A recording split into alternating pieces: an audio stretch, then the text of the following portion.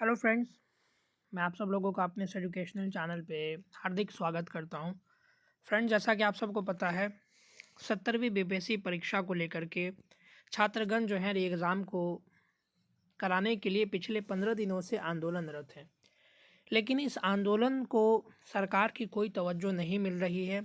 न ही सरकार का कोई प्रतिनिधि मंडल अभी तक छात्रों से मिला है और न ही सरकार की तरफ से कोई प्रतिनिधि मंडल जो है वो इस प्रक्रिया को आगे बढ़ाने के क्षेत्र में आगे बढ़ रहे हैं। कल का ये एक अपडेट था कि छात्र का एक प्रतिनिधि मंडल मुख्य सचिव से भेंट करने गया था। वहाँ उन्होंने अपनी मांग रखी है, जिसमें सबसे स्पष्ट रूप से उन्होंने अपनी जो मांग रखी है, कई प्रकार की मांगे हैं, जिसमें सबसे प्रमुख मांग जो था वो री एग्जामिनेशन को लेकर के था। अब यहाँ पर बात आती है कि नीतीश कुमार जी इन सभी मुद्दों पर किसी भी प्रकार की कोई भी टिप्पणी नहीं कर रहे हैं। उनकी किसी भी प्रकार की कोई भी सरगर्मी इस मौके पर नहीं दिख रही है। तो क्या यहाँ पर ये मान लिया जाए कि क्या नीतीश कुमार भी करवा पाएंगे 70वीं बीपीएससी परीक्षा? कहने का अर्थ ये होता है कि आप उनकी कार्यशैली से बखूबी वाकिफ़ हैं। सरकार इन सभी मुद्दों से बखूबी वाकिफ़ है। छात्र 15 दिनों से आंदोलनरत है। ऐसा हो नहीं सकता है कि उनके पास ये इन्फॉर्मेशन नहीं हो कि हमारे राज्य में जो बीपीएससी परीक्षा के जो अभ्यर्थी हैं वो री एग्जामिनेशन के मुद्दे को लेकर के पिछले 15 दिनों से आंदोलन कर रहे हैं। ये एक नेशनल मुद्दा बन चुका है और पूरे अक्सर जो बड़ी बड़ी मीडिया हाउसेस उन्होंने भी जो है इसको चलाने का काम किया है। साथ ही साथ प्रिंट मीडिया ने भी इसको छापने का काम किया है। लेकिन सरकार की तरफ से इस पर कोई भी अपनी जो है वो स्पष्टता नहीं दी गई है। और दूसरी बात यहाँ पर आपको मैं बताना चाहूँगा कि आयोग जो होता है वो किसी भी, चाहे वो सिविल सर्विसेज एग्जामिनेशन को लेकर के यूपीएससी का जो बोर्ड है, या आप कह सकते हैं कि स्टेट पीसीएस की जो आप कह सकते हैं संस्था जो होती है वो एक ऑटोनोमस संस्था है। सरकार इसको बहुत हद तक प्रभावित नहीं कर सकती है।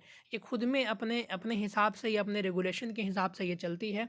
तो यहाँ पर देखने वाली बात ये होती है कि किसी भी प्रकार की कोई भी मांग अगर आती है, जैसे छात्र का अगर एक प्रतिनिधि मंडल अगर मिलने गया भी था मुख्य सचिव से, तो ये मांगे मुख्य रूप से फिर जो है वो आप ऐसा देखेंगे कि ये बीपीएससी अध्यक्ष के पास भेजा जाएगा और सारा फैसला जो है वो उन्हीं को करना है। तो यहाँ पर बीपीएससी अध्यक्ष और बीपीएससी ने जो है बीपीएससी के सभी जो कर्मचारी हैं या जो आला अधिकारी हैं उन्होंने स्पष्ट रूप से ये बात कही है कि हम किसी भी स्थिति में जो है वो री एग्जामिनेशन करवाने के पक्ष में नहीं है। अब यहाँ पर बात आती है कि अगर बिहार के मुख्यमंत्री नीतीश कुमार जी इस मुद्दे पर अगर हस्तक्षेप करते हैं तभी जाकर के कुछ भी ऐसा संभावना दिखता है, वो भी मात्र संभावना होगा। क्योंकि बिहार में आप ऐसा कह सकते हैं कि मैं ये एक पॉलिटिकली बायस्ड बात नहीं कह रहा हूँ, लेकिन यहाँ एक अफसरशाही है।